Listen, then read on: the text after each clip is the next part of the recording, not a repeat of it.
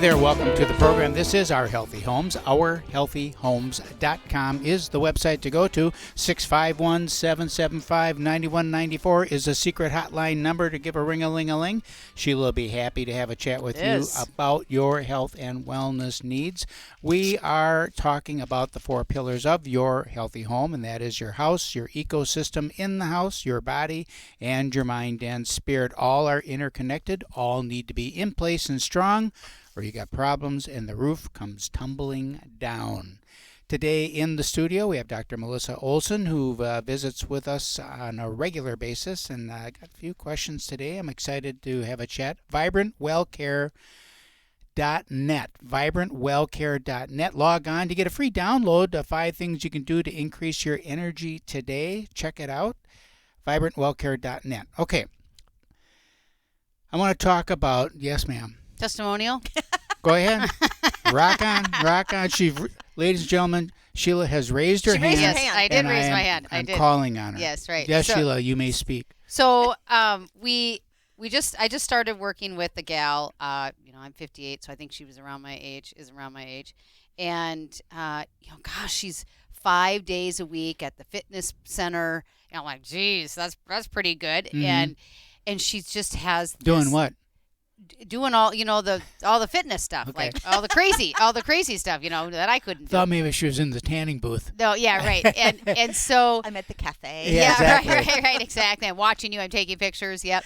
And so she just, is experienced, okay, after that 40, 50-year-old gut thing that hangs on. Mm-hmm. And so we're going to start basic, right? So I tell everybody that I work with that there's some basic things that you need to do that Melissa, a naturopath, would tell you to do, right? So there's just some basic things, right. Like let's For do sure. some cleansing, right? Parasite, do some cleansing, mm-hmm. right? And then if we don't get to if it's not that's not the issue, or it's not helping, or we need more, right? Then we're gonna go to the experts. And so I gotta believe that we're just starting with her, and we're gonna do some parasite cleansing and some other cleansings. So we've got a track of things that we're gonna try. But when you're working out that hard, that much at that age, I want to ask Melissa: is the cortisol levels just so high that's interfering with some of the weight loss? Or some of the weight gain, I should say? Well, so yes and no. Your body has a very difficult time building muscle and losing fat at the same time. They're different mechanisms within the body. Okay. So when I work with people on weight loss, we love to do things like intermittent interval training, intermittent fasting, metabolic confusion programs. I mean, all kinds of things, because you got to keep it guessing, keep it moving. If you do the same thing every single day, it'll settle in. Yep, your body, you might have amazing results for a month, maybe 6 weeks, but your body's going to get used to it. It's going to settle in, and nothing's going to change again. Mm-hmm. So you have to keep things changing and moving, and that includes the foods that you eat, the exercise, the rate, the intensity, the times of day, that you've got to keep everything changing. And that's kind of the benefit of working with a professional who knows about this stuff, so you don't have to DIY your way through, okay, well, what do I need to do today? Mm-hmm. Mm-hmm. Because literally every day is different. And just to put a kind of a quotation marks around that, if you have, let's say that you're an average guy, like you weigh 200 pounds, you want to lose a few pounds. Right. And so you reduce your calorie intake and increase your physical activity by, say, 500 calories a day or a couple hundred calories a day. Right. And you're going to lose then probably about, for a guy like me, you're going to lose about a pound a week doing that. Sure. All right. Okay, so now to your point, I stay on that plan. Mm-hmm. And in 4 years, that's 200 weeks, I should become invisible. Yeah, not a thing. Right? Not a thing. Well, right. Because at some point, it just stops working. Correct. Because your body, your metabolism, all that stuff adjusts to that new activity level. Correct. And caloric intake, and it says, okay, here's where I'm going to stay now. I'm plateauing here. Correct. And part of it is your microbiome adjusts to the foods that you're eating. Right? If you limit the foods that you're eating, you limit your microbiome. If you limit your microbiome, that microbiome pulls more calories out of your food than it would have if you had kept your microbiome expanded. So you're more efficient. You're less efficient. You can eat less food and pull more calories out of that food. Right. So to me, that's more efficient. A calorie is not a calorie is not a calorie. Right. Yeah. I can eat 5,000 calories a day and burn 5,000 calories a day. Someone else can eat 3,000 calories a day, burn 5,000 calories a day, and still not lose weight. Mm-hmm. Okay. Because their body is pulling more calories out of their food than my body is pulling out of my food. Because my microbiome is more diverse. And it's not about one probiotic. It's about the full package. So that's when they say you're never supposed to eat the same thing like every day or correct. Correct. 3 days in a row. If you eat the thing 3 days in a row, you shrink your microbiome.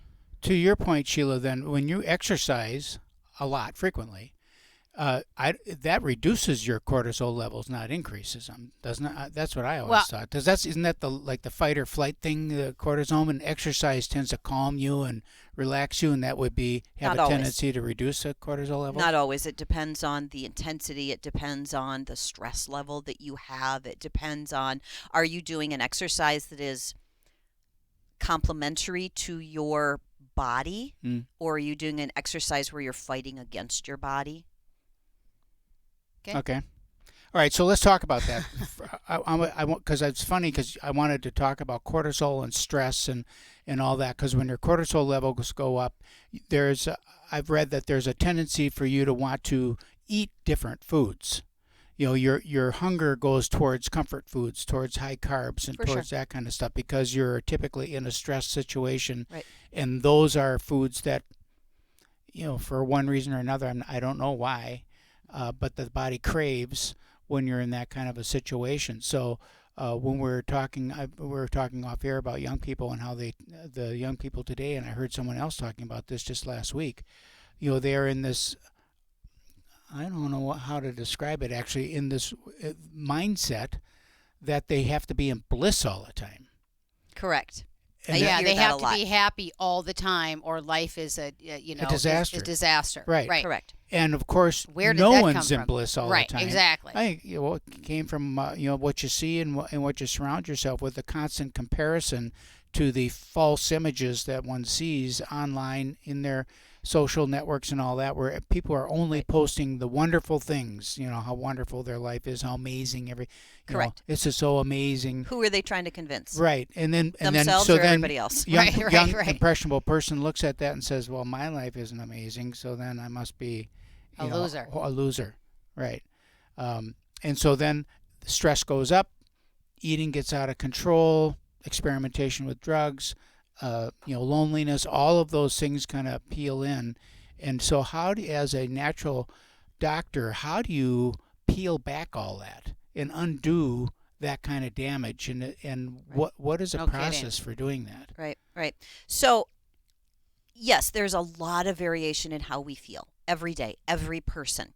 And you should, right? Because if you don't ever experience lows, you're never going to experience the highs either.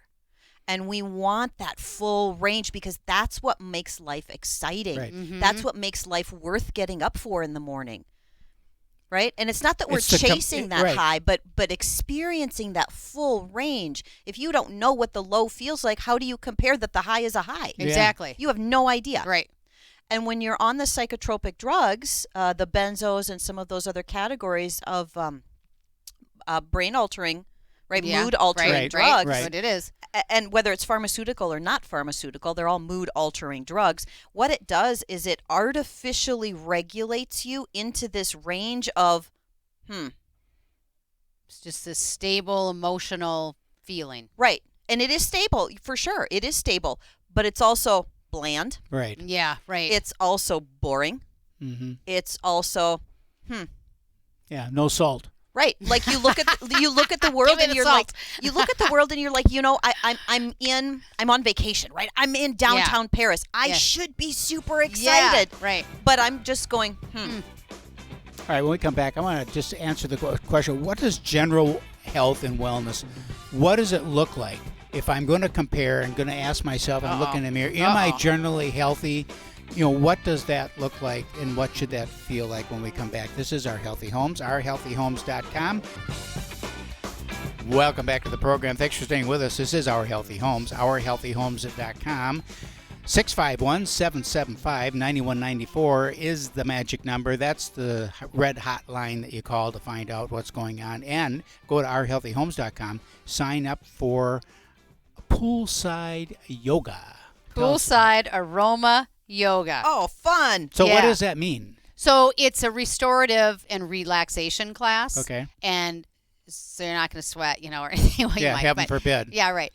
And but it's more about, we don't, like you were talking about earlier, the comfort foods and going to that, right? We got to get out of that fight or flight, and we need to take the time to just decompress. So that's relaxation and restoration. Oh, I know Liz. She's fantastic. Yes. So Liz is teaching it. I've a group of 12. I think that's what we can do around the pool. It's our first one, so I think maybe 15, but we'll start with 12. Comfortably, so I can get in there and rub those oils on. Yeah, right, exactly. And so it'll be really cool. It's a Wednesday night, April 5th from 6 to 7:30. So for $35, you're going to get 6 essential oil samples, a little keychain holder that holds those oils.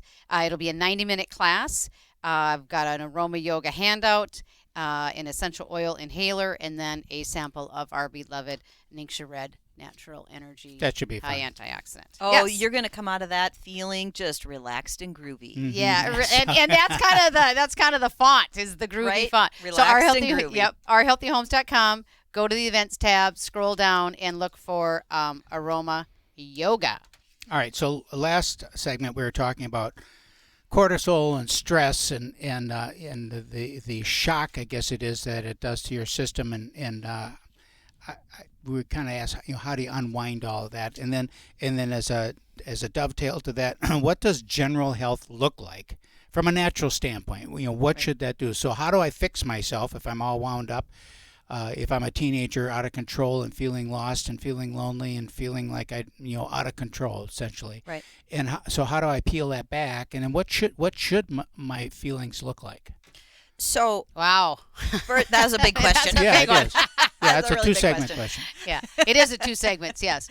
All right. So, best thing you can do to reduce the cortisol level in your body is something called diaphragmatic breathing. Liz is going to do diaphragmatic breathing at the aroma yoga. Okay. So super great. If you want to test it out, see what it's all about, try it for yourself. Okay. She always does it. What's that? What is that? Diaphragmatic breathing is breathing with your diaphragm so that your belly moves, not breathing with your chest. Okay. The bulk of the lung capacity is at the bottom of the lungs, and the only way to access it is to let that diaphragm go down. Okay. Okay. And your stomach comes out. And your stomach comes out. See, I tried that one time. I kept pushing the plate away from me on the table. All right. So I'm kidding, but Yeah, right. But not right. really. So that's, if you want just a quick, easy way, diaphragmatic breathing. It's different than deep breathing. Right. You can deep breathe with your chest. The upper lungs. Correct. Right. And it's not going You to have sound the same breathless effect. when you do that. Correct. Yeah. And we have a tendency, the more anxious we get, the higher we breathe up. Right. Okay? The more relaxed we are, the deeper we breathe. Look at a baby. Babies belly breathe all the time. Okay. As soon as they switch, and it's a learned behavior. We learn to switch because girls were told to hold in our stomach and stand up tall and stick your chest, right? And that just doesn't make for really good breathing. So that's the quickest, easiest way. It also brings your body into what we call heart-brain coherence. Heart-brain coherence is your brain talking with your heart and bringing you into bioresonance, so at this really good state of calm. And it'll last for 6 hours. So if you practice it for 3 minutes, it will last for 6 hours. You were talking about practicing the breathing. Correct. Okay. Correct. How does that tie into, like, people want to do meditation? We talk about mindfulness and all that stuff. I mean, are we talking about the same thing there? We haven't finished the first question. Well, I know, but I'm trying to just dial in on the breathing part. Squirrel. Yeah. So this is the entryway to meditation. Okay.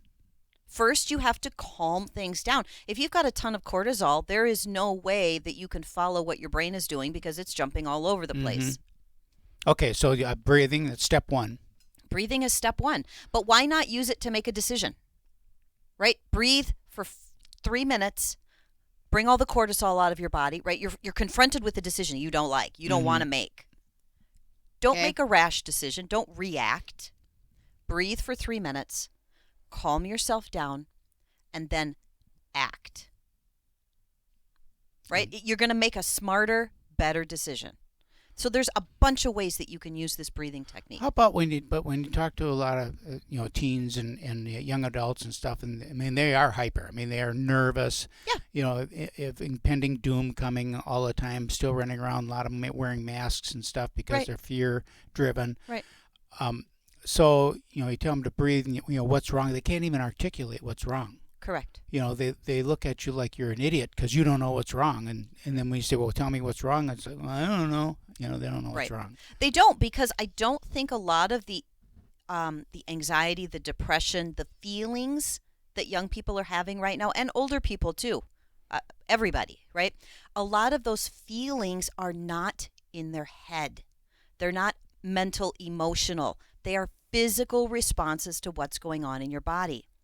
Something as simple as if your liver is sluggish, you're going to be irritable and frustrated and angry. Mm-hmm. Well, those are feelings.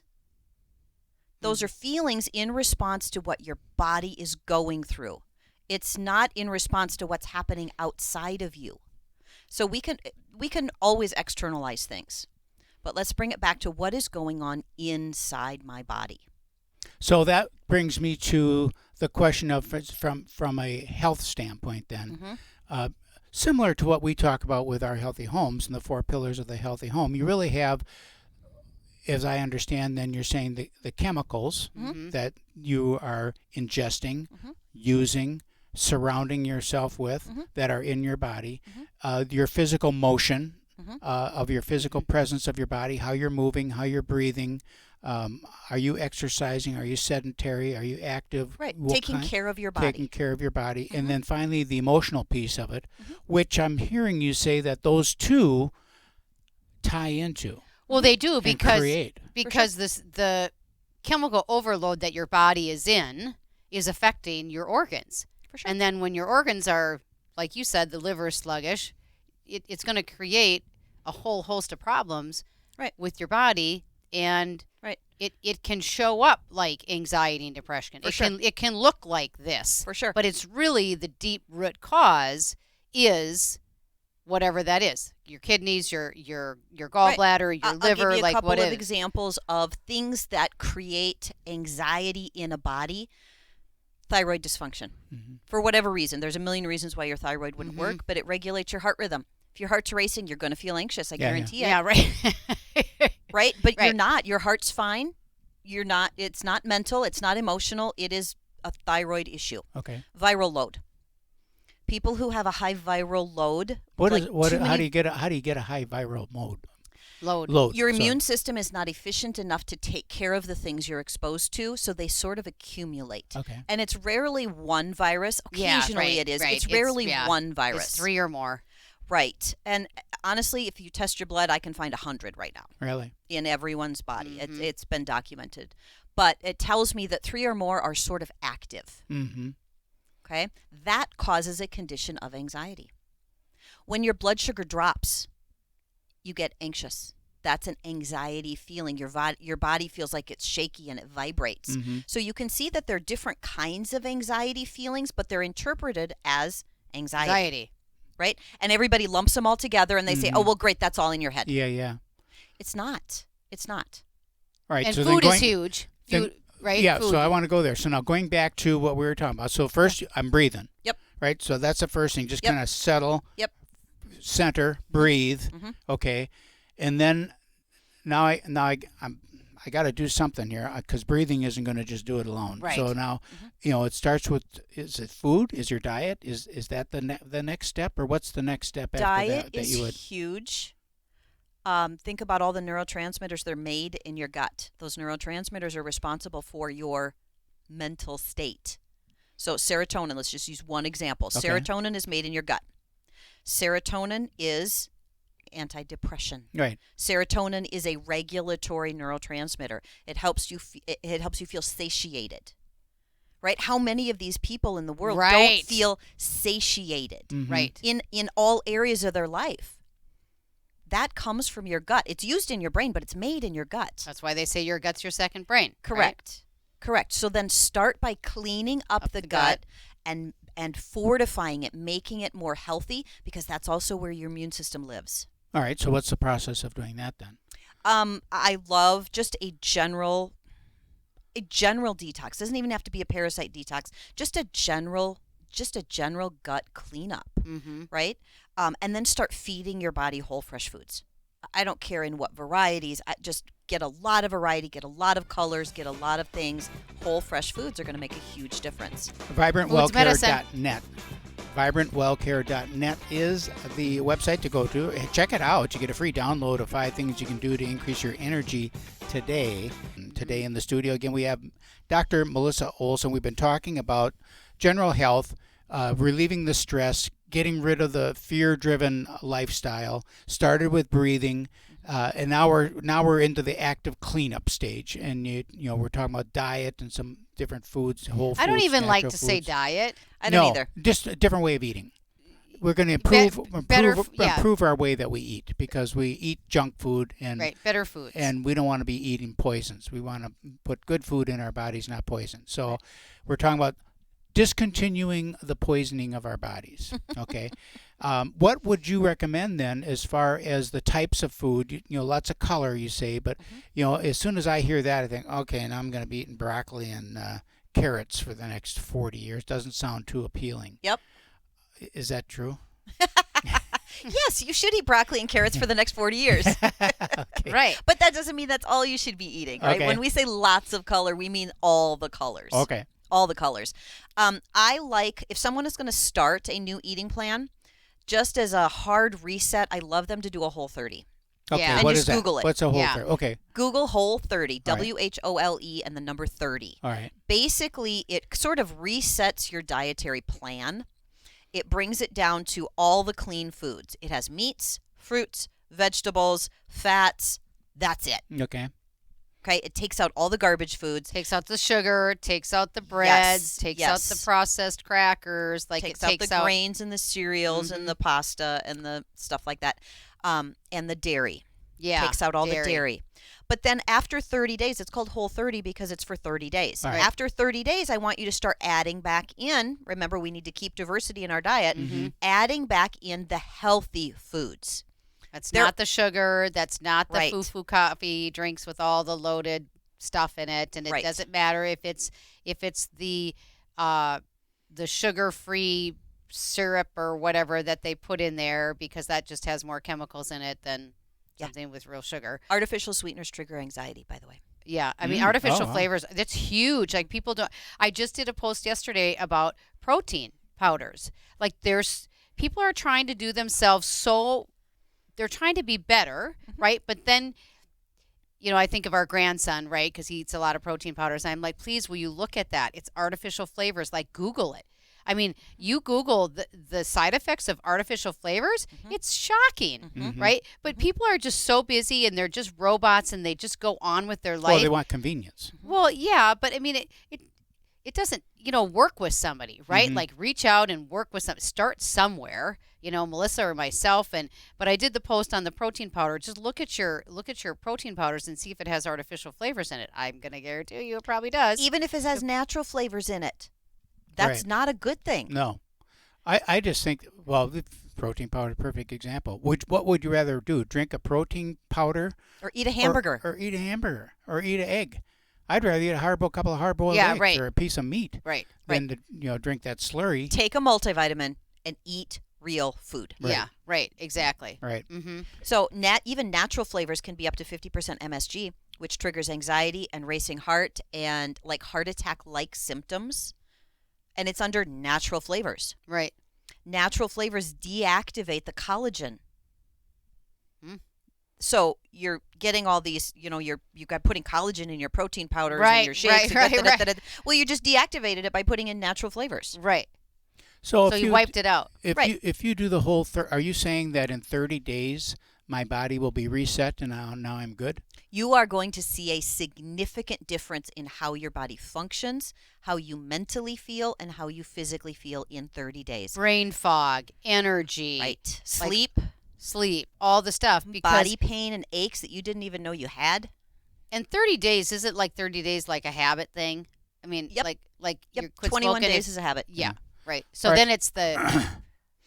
Go ahead. You mentioned sleep, and how important really is sleep? Ooh. I mean, do we need 8 hours of sleep a night, or Not everybody. can we get on 4? No, you can't get down on 4. All right. No. But not everybody needs 8. Some people need 9 or 10. Yeah, right. Some people need 7. Mm-hmm. 6 or 7. Yeah, I would say 6.5, 7 is probably a minimum for really good function. But it can go up to 9, right? So 7 to 9 hours. What happens during sleep that's so important? Your body goes into a state of regeneration. And it's as simple as that. Your body goes through this body clock where it starts cleaning each organ system. That's why there's an organ clock. Right. Right. So there's an organ clock that at 3 o'clock, if you're waking up every night at 3 o'clock to go to the bathroom, Right. or whatever, Right. it's related to Your liver. right. What that organ. means is your liver is not flushing at 3 o'clock like it's supposed to. So your adrenals fire. Now your adrenals sit on top of your kidneys. Remember that? Mm. So your adrenals fire to tell the liver to wake up. But now you're awake because you've got a little bit of adrenaline. And now you have to go to the bathroom because it also stimulated the kidneys. Interesting. So now you're up. Now you're walking around. You turn on the lights. That drained all the melatonin out of your system. So now you're not going to go back to sleep because you've got no melatonin and you've got adrenaline. And you check your phone to see if you got any messages. Correct. right. Exactly. All right. Yes, so sleep is very important. And you can Google the clock. But normal sleep, let's talk what normal sleep is. Normal Right. sleep does not mean you go to bed at 10 o'clock and you don't wake up until 6. That's not normal sleep either, okay. right? Go to bed at 10 o'clock. You're going to wake up once. Mm-hmm.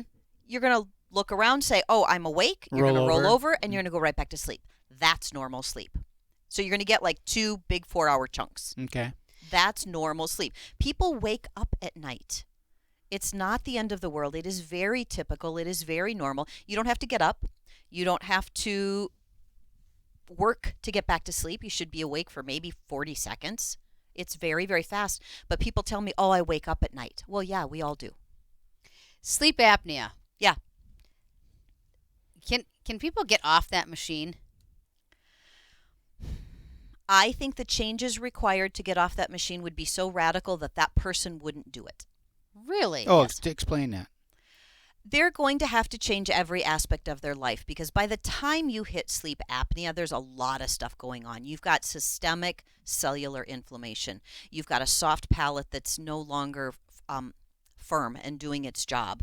You've probably got thyroid issues. You've probably got liver issues. You probably are on a terrible diet. You probably, right? You're going to have to change so many things so consistently that most people probably wouldn't do it. We know people though who do all that. I mean, it's just their lifestyle, and they still have, the machine, pumping them at night. Mm-hmm. But maybe she just doesn't realize that she's ready now to be able to be off of it because she's made all those changes. Could be. And sometimes it takes years. Remember, it took years to get to that Yes, point. right. You make all those changes, it can take years to get off of that point. And you still need to address that cellular inflammation. And that's different than like joint inflammation or tissue inflammation. It's a cellular expression of inflammation called nuclear factor kappa beta. And it is a self-amplifying loop. So even if you remove the trigger for the inflammation, it still continues. How do you break it then? Harvard researchers came up with a little protocol, and you can get it in my office, of liposomal products and nano-ionized products because we want to avoid the gut, honestly, because most people's gut can't absorb enough to make it work. Liposomal glutathione, micro-ionized resveratrol, micro-ionized turmeric, and a product called Ultra D that's got a couple of different things in it. Yep. So are those things, do they go directly to the bloodstream? Is that what happens with They them? do, So yep. they just Yep. go right Their in absorption is so high, fast. and they're extremely concentrated, and I dose them very high Okay. because I want systemic relief of cellular inflammation. So people How do you know if you have cellular inflammation? Autoimmune conditions, your immune system's not strong, if you have ever had brain injury or concussion or a lifestyle of terrible diet, right? And remember, you can remove the trigger, but it's still there. Mm-hmm. What are the symptoms of that then? I mean, what do you if I go through your deal, am I going to feel different or doing all the right things and not getting change is a common symptom of cellular inflammation. doing all the right things and not getting change? Correct. Okay. So then how do I know when I'm successful? So we have to do this program to Okay. turn off the cellular inflammation. And then what? And when I say then doing- what would I feel? That's what I'm curious about. I'm following your guidelines. I'm taking your stuff. I've done the Yeah. the Cellular. ionized everything. Yeah. And now what? And now what? You know, my hair turns from gray to black again. And I have had people's hair color come back. really, Mostly women, but yes, I have had people's hair color come back. Typically, it goes from white to blonde. It doesn't go all the way to brown. we got to come back. But you're going to feel amazing.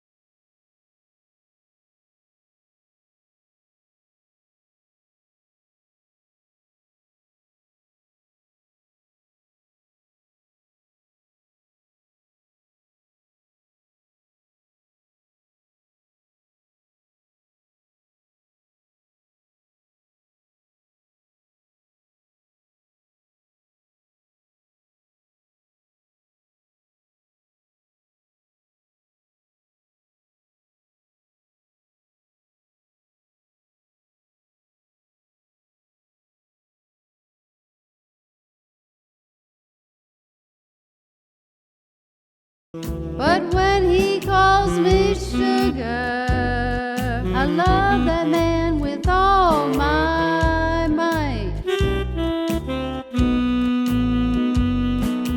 Sugar in the morning, sugar in the afternoon.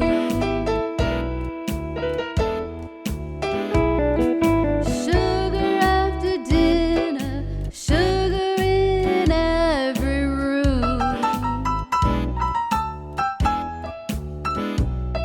He says I'm sweet as I can be. When he calls me that name, it does things to me. I tell him, honey, you can call